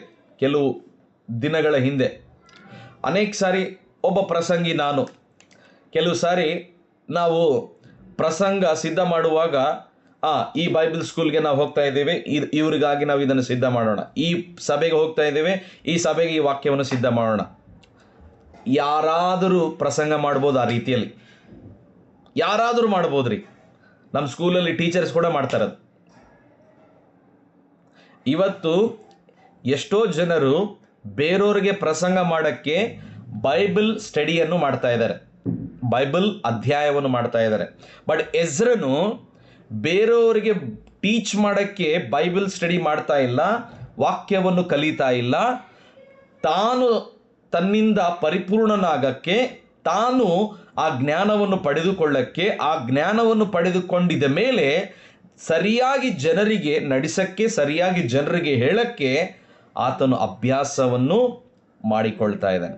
ಇವತ್ತು ನನ್ನ ಪ್ರಶ್ನೆ ನಿಮ್ಮೆಲ್ಲರಿಗೆ, ನೀವು ವಾಕ್ಯಗಳನ್ನು ಓದುತ್ತಾ ಇರುವಾಗ ಅಥವಾ ಪ್ರಸಂಗ ಮಾಡುವುದಕ್ಕಾಗಿ ಅಲ್ಲ, ಅಥವಾ ಸ್ಟಡಿ ಮಾಡೋದು ಬೇರೆಯವರಿಗೆ ಟೀಚ್ ಮಾಡೋಕ್ಕೆ ಅಲ್ಲ, ನಾನು ಬೆಳೆಯೋಕ್ಕೆ ಅನ್ನೋದು ಇರಬೇಕು. ನಂಬೋರ್ಲರ್ ಆಮೇನ್ ಅಂತ ಹೇಳ್ರಿ. ಸ್ಟಡಿ ದ ವರ್ಡ್, ವಾಕ್ಯವನ್ನು ಅಧ್ಯಯನವನ್ನು ಮಾಡಬೇಕು ಪ್ರಿಯರೇ. Meditate the word. ಇದನ್ನು ನಾವು ನೋಡಿ ಒಂದು ಬ್ರೇಕ್ ತೆಗೆದುಕೊಳ್ಳೋಣ. ಜಾಗ್ರತೆಯಾಗಿ ನನ್ನ ಕಡೆ ನೋಡ್ರಿ. ಮೆಡಿಟೇಟ್ ದ ವರ್ಡ್, ಇದನ್ನು ನಾನು ನಿಮಗೆ ಹೋಮ್ವರ್ಕ್ ಕೊಟ್ಟಿದ್ದೆ ನಿನ್ನೆ ಅಲ್ಲ. ಮೆಮೊರೈಸ್ ಅಂದರೆ ದೇವರ ವಾಕ್ಯವನ್ನು ನೀವು ಕಂಠಪಾಠ ಮಾಡಿ ಬರ್ರಿ ಅಂತ ಹೇಳಿದೆ. ಮೆಮೊರೈಸ್ ಮಾಡಿ ಬರ್ರಿ. Okay, meditate the word. ಮೂರನೇದಾಗಿ ವಾಕ್ಯವನ್ನು ಧ್ಯಾನ ಮಾಡಬೇಕು. ಯೆಹೋಶುವನ ಪುಸ್ತಕ 1:8ನೇ ವಚನದಲ್ಲಿ ಬರೆಯಲ್ಪಟ್ಟಿದೆ. ಯೆಹೋಶುವನಿಗೆ ದೇವರು ಹೇಳ್ತಾನೆ, ಈ ಪುಸ್ತಕದಲ್ಲಿ ಬರೆದಿರುವ ನ್ಯಾಯ ಪ್ರಮಾಣವು ನಿನ್ನ ಬಾಯಿಂದ ಹೋಗಬಾರದು. ನಿನ್ನ ಬಾಯಿಂದ ಹೋಗಬಾರದು. ಬಾಯಲ್ಲಿ ವಾಕ್ಯ ಬರಬೇಕು ಅಂದರೆ ಮೊದಲು ವಾಕ್ಯ ಎಲ್ಲಿರಬೇಕು? ಇಲ್ಲಿರಬೇಕು. ಹೃದಯದಲ್ಲಿ ವಾಕ್ಯ ಇರಬೇಕು ಅಲ್ಲ. ನಮ್ಮ ಹೃದಯದಲ್ಲಿ ಏನಿರ್ತೈತೋ ನಮ್ಮ ಬಾಯಲ್ಲಿ ಅದೇ ಬರ್ತದೆ. ಆಮೇಲೆ ಯೆಹೋಶುವನಿಗೆ ದೇವರು ಹೇಳ್ತಾನೆ, ಅದರಲ್ಲಿ ಬರೆದಿರುವ ಪ್ರಕಾರವೇ ಕೈಕೊಂಡು ನಡೆಯುವ ಹಾಗೆ ರಾತ್ರಿ ಹಗಲು ಅದನ್ನು ಧ್ಯಾನಿಸಬೇಕು. ಆಗ ನಿನ್ನ ಮಾರ್ಗವನ್ನು ಸಫಲ ಮಾಡಿಕೊಂಡು ಮಹಾ ಜಯಶಾಲಿ ಆಗುವಿ. ನೋಡ್ರಿ, ಜಯ ಅದು ಎಲ್ಲಿಂದ ಸಿಗ್ತದೆ ಗೊತ್ತಾ? ಬರೀ ವಾಕ್ಯ ಓದುವುದರಿಂದ ಅಲ್ಲ, ವಾಕ್ಯ ಸ್ಟಡಿ ಮಾಡುವುದರಿಂದ ಮಾತ್ರ ಅಲ್ಲ, ವಾಕ್ಯ ಧ್ಯಾನ ಮಾಡಬೇಕು. ಏನು ಪಾಸ್ಟರ್, ವಾಕ್ಯ ಓದುವುದಕ್ಕೆ, ಸ್ಟಡಿ ಮಾಡುವುದಕ್ಕೆ ಮತ್ತು ಮೆಡಿಟೇಷನ್ ಮಾಡೋಕ್ಕೆ ಏನು ವ್ಯತ್ಯಾಸ? What is the difference? ಭಾಳ ವ್ಯತ್ಯಾಸ ಇದೆ. ಓದುವುದು ವಾಕ್ಯ ಊಟ ಮಾಡ್ದಂಗೆ ಪ್ರಿಯರೇ, ಊಟ ಮಾಡುವ ಹಾಗೆ. ವಾಕ್ಯ ಓದೋದು ಊಟ, ಪ್ಲೇಟಲ್ಲಿ ಊಟ ಹಾಕ್ಕೊಂಡು ನಾವು ಶಾರೀರಿಕವಾಗಿ ಎವ್ರಿ ಡೇ ಬ್ರೇಕ್ಫಾಸ್ಟ್, ಮಧ್ಯಾಹ್ನ ಊಟ, ರಾತ್ರಿ ಊಟ ಮಾಡ್ತೀವಲ್ಲ, ಊಟ ತಿನ್ನುವ ಹಾಗೆ ಓದುವುದು. ಈಗ ಊಟ ತಿಂದಿದ್ದು ಏನಾಗಬೇಕು? ಡೈಜೆಷನ್ ಆಗಬೇಕು. ಕರೆಕ್ಟ್? ತಿಂದಿದ್ದು ಊಟ ಡೈಜೆಷನ್ ಆಗಬೇಕಾ ಇಲ್ಲ? ಹೌದಾ ಇಲ್ಲ? ನೀವು ಸ್ವಲ್ಪ ಆ್ಯಕ್ಷನ್ ಮಾಡ್ತಾ ಇರಿ. ಯಾಕಂದರೆ ನೀವು ನನಗೆ ಕಾಣ್ತಾ ಇಲ್ಲ, ನಾನು ನಂಬಿಕೆಯಿಂದ ವಾಕ್ಯ ಹೇಳ್ತಾ ಇದ್ದೀನಿ. ನನ್ನ ವಿಡಿಯೋ ನಾನು ದೊಡ್ಡದು ಮಾಡಿಕೊಂಡು ಅದನ್ನು ರೆಕಾರ್ಡಿಂಗೋಸ್ಕರ ಇಟ್ಟಿದ್ದೇವೆ. ಸೊ ಅವಾಗವಾಗ ನೀವು ನನಗೆ ಪ್ರತಿಕ್ರಿಯೆ ತೋರಿಸ್ತಾ ಇರಿ. Thank you. ನೋಡಿರಿ, ನನ್ನ ಕಡೆ ನೋಡಿರಿ. ಈಗ ವಾಕ್ಯ ಓದುವುದು ಊಟ ಮಾಡುವ ಹಾಗೆ, ವಾಕ್ಯ ಧ್ಯಾನ ಮಾಡುವುದು ಅದು ಡೈಜೆಷನ್ ಮಾಡಿಕೊಳ್ಳಂಗೆ. ತಿಂದಿದ್ದು ಡೈಜೆಷನ್ ಆಗಬೇಕಲ್ಲ, ಓದಿದ ಮೇಲೆ ಧ್ಯಾನ ಮಾಡೋದು ಅಭ್ಯಾಸ ಮಾಡಿಕೊಳ್ಳಬೇಕು. ನೋಡ್ರಿ, ವಾಕ್ಯ ನಮ್ಮ ಬಾಯಲ್ಲಿ ಇರಬೇಕಂತ ಇಲ್ಲಿ ದೇವರು ಯೆಹೋಶುವನಿಗೆ ಹೇಳ್ತಾ ಇದ್ದಾನೆ. ನಿನ್ನ ಬಾಯಲ್ಲಿ ಈ ಧರ್ಮಶಾಸ್ತ್ರವು ಯಾವಾಗಲೂ, ನಿನ್ನ ಬಾಯಲ್ಲಿ ಈ ವಾಕ್ಯ, ಈ ಪುಸ್ತಕದಲ್ಲಿ ಬರೆದಿರುವ ನ್ಯಾಯ ಪ್ರಮಾಣವು ನಿನ್ನ ಬಾಯಿಂದ ಹೋಗಬಾರದು. ಯಾವಾಗಲೂ ನಿನ್ನ ಬಾಯಲ್ಲಿ ಅದು ಇರಬೇಕು. ನಿನ್ನ ಬಾಯಲ್ಲಿ ಅದು ಇರಬೇಕು. ಇದು ಹೆಂಗಂದ್ರೆ, ಕೆಲವರಿಗೆ ಹುಚ್ಚು ಏನು ಗೊತ್ತಾ? ಪಾನ್ಪರಾಗ್ ತಿನ್ನೋದು, ಗುಟ್ಕಾ ತಿನ್ನೋದು. 5 ನಿಮಿಷಕ್ಕೆ ಗುಟ್ಕಾ ಹಾಕ್ಕೊಳ್ಳೋದು. ಹಿಂಗೆ 5 ನಿಮಿಷಕ್ಕೆ ಗುಟ್ಕಾ ಹಾಕ್ಕೊತಾರೆ. ನಾನು ಅವ್ರಿಗೆ ಕೇಳ್ತೀನಿ, ಕೆಲವರಿಗೆ, ನೀವು ಗುಟ್ಕಾ ತಿಂದಿಲ್ಲ ಅಂದರೆ ಏನಾಗ್ತತೆ ಅಂದರೆ, ಅವ್ರು ಅಂತಾರೆ, ಗುಟ್ಕಾ ಬಾಯಲ್ಲಿ ಹಾಕ್ಕೊಂಡಿಲ್ಲ ಅಂದರೆ ಕೆಲಸಗಳಾಗಲ್ಲ. ಈಗ ಎಲೆಕ್ಟ್ರಿಷಿಯನ್ ಕೆಲಸ ಮಾಡೋರು, ಮನೆ ಕಟ್ಟುವವರು, ಇವ್ರೇನು ಮಾಡ್ತಾರೆ ಅಂದರೆ ಬಾಯಲ್ಲಿ ಹಂಸಿ ಇಲ್ಲಿ ಇಟ್ಕೊತಾರೆ. ಇದು ನಾನು ಅವ್ರಿಗೆ ಕೇಳ್ತೇನೆ, ಅಣ್ಣ ಯಾಕೆ ಇಟ್ಕೊತೀರಿ ಇದು? ಇಲ್ಲ, ಅದು ಇಟ್ಕೊಂಡ್ರೆ ಸ್ವಲ್ಪ ಮೈಂಡ್ ಶಾರ್ಪ್ ಇರ್ತದೆ ಅಂತ ಹೇಳ್ತಾರೆ.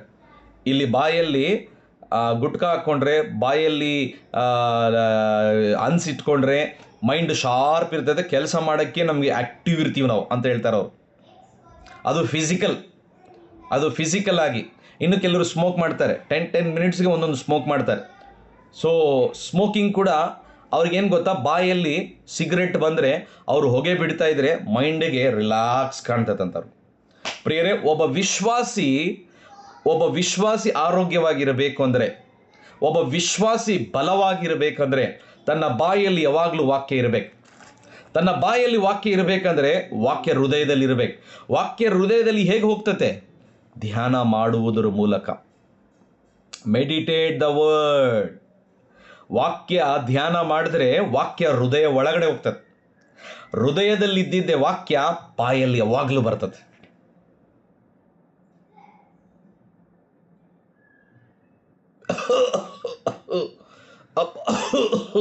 ಸಡನ್ಲಿ ನಮ್ಗೆ ಯಾರು ನೆನಪು ಬರ್ತಾರೆ ಹೇಳ್ರಿ?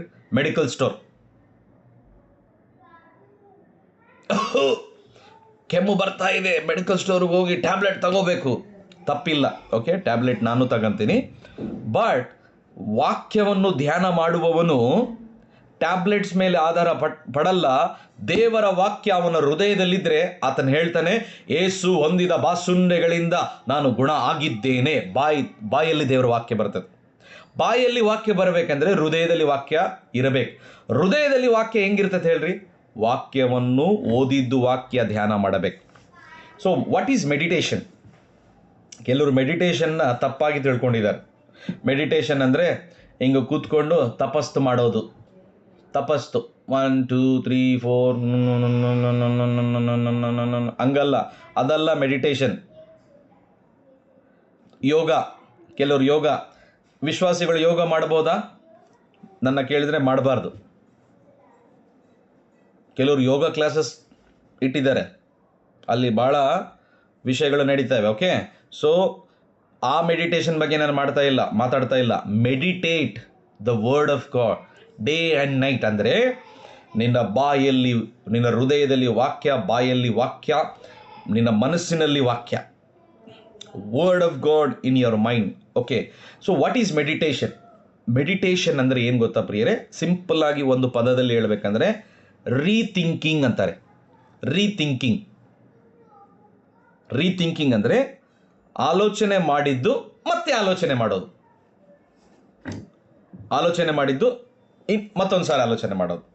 ಇದಕ್ಕೆ ಚಿಂತೆ ಅಂತ ಕೂಡ ಹೇಳ್ಬೋದು. ಇನ್ನು ನೋಡ್ರಿ, ಚಿಂತೆ ಮಾಡೋರು ಏನು ಮಾಡ್ತಾರೆ ಹೇಳ್ರಿ? ಚಿಂತೆ ಮಾಡೋರು ಬೈಕ್ ತಗೋಬೇಕು. ಉದಾಹರಣೆಗೆ ಬೈಕ್ ತಗೊಳ್ಳೋರು ಏನು ಮಾಡ್ತಾರೆ ಹೇಳ್ರಿ? ಸರ್ಚ್ ಮಾಡ್ತಾರೆ. ಯಾವ ಬೈಕ್ ತೊಗೋಬೇಕು, ಗೂಗಲಲ್ಲಿ ಹೋಗ್ತಾರೆ, ಯೂಟ್ಯೂಬಲ್ಲಿ ಹೋಗ್ತಾರೆ, ಇಲ್ಲಾಂದರೆ ಫ್ರೆಂಡ್ಸ್ ನೋಡ್ತಾರೆ. ಓಕೆ, ಯಾವ ತಗೋಬೇಕು, ರೆಡ್ ಕಲರ್ ತಗೋಬೇಕಾ, ಬ್ಲ್ಯಾಕ್ ಕಲರ್ ತಗೋಬೇಕಾ, ವೈಟ್ ಕಲರ್ ತಗೋಬೇಕಾ, ರೆಡ್ ಕಲರ್ ತಗೋಬೇಕಾ? ಸೊ ಅವರು ಮನಸ್ಸಿನಲ್ಲಿ ಥಿಂಕ್ ಮಾಡ್ತಾನೆ ಇರ್ತಾರೆ. ಯಾವುದಾದ್ರೂ ಒಂದು ವಸ್ತು ತಗೋಬೇಕು ಅಂದರೆ, ಫಾರ್ ಎಕ್ಸಾಂಪಲ್ ಕೆಲವು ಸಿಸ್ಟರ್ಸ್ ಇದ್ದೀರಿ, ನೀವು ಮಾರ್ಕೆಟ್ ಹೋಗೋಕ್ಕಿಂತ ಮುಂಚೆ ನೀವೇನು ಮಾಡ್ತೀರಿ? ನನ್ನ ಹತ್ರ ಈ ಕಲರ್ ಇಲ್ಲ, ಈ ಕಲರ್ ಸ್ಯಾರಿ ತಗೋಬೇಕು, ಈ ಕಲರ್ ಡ್ರೆಸ್ ತಗೋಬೇಕು. ಉದಾಹರಣೆಗೆ ಬ್ಲೂ ಕಲರ್ ತಗೋಬೇಕಂತ ಅಂದ್ಕೊಂಡಾಗ ನೀವೇನು ಮಾಡ್ತೀರಿ ಗೊತ್ತಾ? ಮನೇಲಿ ಕೂತ್ಕೊಂಡು ಬ್ಲೂ ಕಲರ್ ಸಿಗೋವರೆಗೆ ನಾನು ಮಾರ್ಕೆಟಿಂದ ಹೊರಗಡೆ ಬರಲ್ಲ. ಸ್ಪೆಷಲಿ ಸಿಸ್ಟರ್ಸ್ ಒಂದು ವೇಳೆ ಹೋಗಾರಂದರೆ ಮಾರ್ಕೆಟಲ್ಲಿ ಅಂದ್ಕೊಳ್ರಿ, ಶಾಪ್ ಉಲ್ಟಾ ಪುಲ್ಟಾ ತಗೊಳ್ಳೋದು. ಎರಡನೇದು, ನಾವು ತಗೊಳಕ್ಕೆ ಬಂದಿದ್ದೀವಿ ಅಂತಲ್ಲ, ನೋಡಕ್ಕೆ ಬಂದೀವಿ. ನನಗೆ ಬೇಕಾದ ಕಲರ್ ಸಿಕ್ಕರೆ ತಗೊಳ್ತೀನಿ, ಇಲ್ಲಂದರೆ ತಗೊಳ್ಳಲ್ಲ. ಸೊ ನೀವು ಶಾಪ್ ಎಂಟ್ರಿ ಆಗ್ತೀರಿ. ಶಾಪ್ ಎಂಟ್ರಿ ಆದಾಗ ಅವ್ರು ಪಿಂಕ್ ಕಲರ್ ತೋರಿಸ್ತಾರೆ, ಬ್ಲ್ಯಾಕ್ ಕಲರ್ ತೋರಿಸ್ತಾರೆ, ರೆಡ್ ಕಲರ್ ತೋರಿಸ್ತಾರೆ. ನಿಮ್ಮ ಮನಸ್ಸಿನಲ್ಲಿ ಒಂದೇ ಇರ್ತೈತೆ, ಇವೆಲ್ಲ ಬೇಡ, ನನಗೆ ಬ್ಲೂ ಬೇಕು. ಅವನು ಲೈಟ್ ಬ್ಲೂ ತೋರಿಸ್ತಾನೆ, ಡಾರ್ಕ್ ಬ್ಲೂ ತೋರಿಸ್ತಾನೆ, ಸ್ಕೈ ಬ್ಲೂ ತೋರಿಸ್ತಾನೆ. ನೋ, ಈ ಬ್ಲೂ ಅಲ್ಲ, ಈ ಬ್ಲೂ ಅಂದರೆ ನಿಮ್ಮ ಮನಸ್ಸಿನಲ್ಲಿ ಬ್ಲೂ ರೀಥಿಂಕಿಂಗ್. ಅದೇ meditation. That is a meditation. ದೇವರ ವಾಕ್ಯ ನಾವು ಹಾಗೆಯೇ ಧ್ಯಾನ ಮಾಡಬೇಕು. ಯೇಸು ಹೊಂದಿದ ಬಾಸುಂಡೆಗಳಿಂದ ನಾನು ಗುಣ ಆಗಿದ್ದೇನೆ, ನಾನು ಪಾಪಿಯಲ್ಲ, ನಾನು ನೀತಿವಂತನಾಗಿದ್ದೇನೆ, ನಾನು ಸೋತೋದವನಲ್ಲ, ನಾನು ಜಯಶಾಲಿಯಾಗಿದ್ದೇನೆ. ಪರಿಸ್ಥಿತಿಗಳು ಸುತ್ತಮುತ್ತ ಮರಣದ ಹಾಗೆ, ಪ್ರವಾಹದ ಹಾಗೆ, ಪಾತಾಳದ ಹಾಗೆ ಇರಬಹುದು, ಆದರೆ ದೇವರು ನನ್ನ ಸಂಗಡ ಇದ್ದಾನೆ, ದೇವರು ನನ್ನ ಜೊತೆ ಇದ್ದಾನೆ. ನಾನು ಹೋಗುವಾಗ ಬರುವಾಗ ನನ್ನ ಸಂಗಡ ದೇವರು ಇರ್ತಾನೆ. ಆ ಪ್ರಜ್ಞೆ ನನಗೆ ಇರಬೇಕು. ಆ ವಚನಗಳನ್ನು ರೀಥಿಂಕ್ ಮಾಡಬೇಕು, ಮೆಡಿಟೇಷನ್ ಮಾಡಬೇಕು. मेडिटेशन अंदर चिंता करना है, वचन को हम चिंता करना है. जैसा हम कलर को चिंता करते हैं वैसे ही वचन को हम चिंता करना है, वचन के बारे में चिंता करना है. ಇದು ಈ ಚಿಂತೆ ಬೇರೆ ನೋಡ್ರಿ. ಕೆಲವರು ಚಿಂತೆ ಮಾಡ್ತಾರೆ. ಯಾಕೆ ಚಿಂತೆ ಮಾಡ್ತಾರೆ ಅಂದರೆ, ಯಾರಾದರೂ ಬೈದರೆ, ಅಯ್ಯೋ ನನಗೆ ಬೈದರು ಡಿಸ್ಕರೇಜಲ್ಲಿ ಹೋಗ್ತಾರೆ. ಆ ಡಿಸ್ಕರೇಜಲ್ಲಿ ಹೋದರೆ ಅನಾರೋಗ್ಯಗಳು ಬರ್ತವೆ. ಬಟ್ ಈ ಮೆಡಿಟೇಷನ್ ಬೇರೆ. ಈ ಮೆಡಿಟೇಷನ್ ನಿಮಗೆ ಅನಾರೋಗ್ಯ ತರಲ್ಲ. ಈ ಮೆಡಿಟೇಷನ್ ನಿಮಗೆ ಆತ್ಮದಲ್ಲಿ ಆರೋಗ್ಯವನ್ನು ತರ್ತದೆ. ಆಮೆನ್. ಹಲ್ಲೆಲೂಯಾ.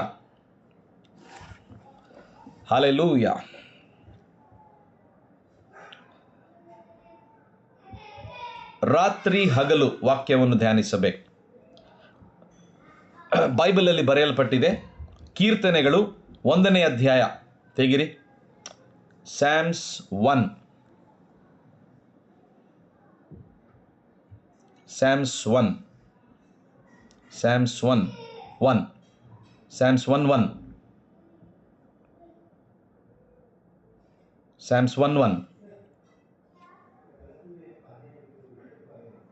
ಇದನ್ನು ಓದಿ ನಾವು ಬ್ರೇಕ್ ತೆಗೆದುಕೊಳ್ಳೋಣ. ಏನಾದರೂ ಕಲಿತಾ ಇದ್ದೀರಾ? ವಂಡರ್ಫುಲ್. ಸ್ಯಾಮ್ಸ್ 1:1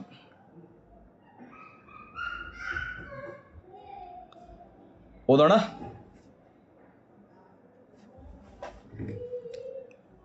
ಭಕ್ತಿಹೀನರ ಆಲೋಚನೆಯಂತೆ ನಡೆಯದೆ, ಪಾಪಿಗಳ ಮಾರ್ಗದಲ್ಲಿ ನಿಲ್ಲದೆ, ಕುಚೋತ್ತೆಗಾರರು ಕೂತುಕೊಳ್ಳುವಲ್ಲಿ ಕೂತುಕೊಳ್ಳದೆ, ಕರ್ತನ ನ್ಯಾಯ ಪ್ರಮಾಣದಲ್ಲಿ ಸಂತೋಷಿಸಿ ಅದನ್ನು ರಾತ್ರಿ ಹಗಲು ಧ್ಯಾನಿಸುವ ಮನುಷ್ಯನೇ ಧನ್ಯನು.